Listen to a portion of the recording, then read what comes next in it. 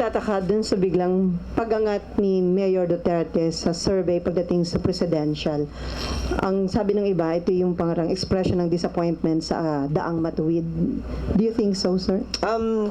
Posibleng nakukuha niya ang tinatawag nating anti-establishment vote. Pero Sally, 4 na araw pa ang eleksyon.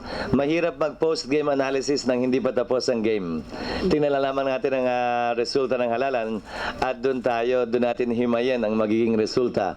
Sa ngayon, gaano man kaikli ang panahon, tulad ng mga nagdaan at ibang halalan, marami pa rin pwede at dapat mangyari bago maghalalan na maaaring makapagpabago o makapagpadagdag o makapagpabawas sa sino mang tumatakbo.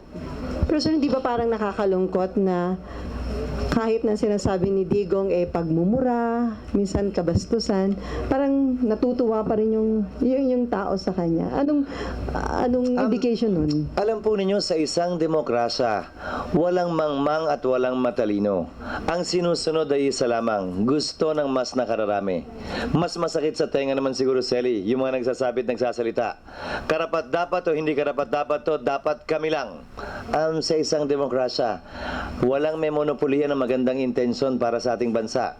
Bawat isa sa atin may angking talino at talento na pwedeng ialay para sa ating bansa. Tanggalin na at bitawan muna yung mga sense of entitlement sa araw ng eleksyon. Mayaman ka man o mahirap, tigi-tigisa lang tayo ng boto. Pantay at pareho. Pero sir, anong dating nung refusal ni Duterte na mag-issue ng bank secrecy waiver?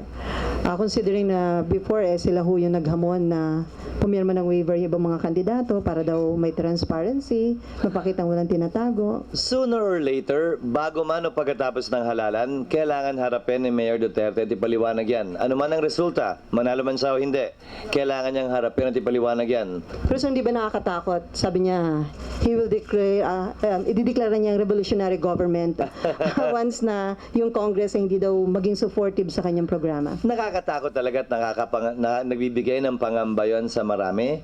Subalit bahagi yan sa mga pahayag niya na tinitimbang ng ating mga kababayan kung bakit ayaw siya marahil o kung bakit gusto rin siya sa kabilang banda. Anumang pangambang binibigay nito, tiyak ko, nandun sa mga nakaupo na maaaring matanggalan na mawala ng trabaho kung mangyayari nga yan. At syempre, yung kaguluhang dala niyan at pagbagsak ng ating ekonomiya kung magaganap nga ang kanyang sinasabi.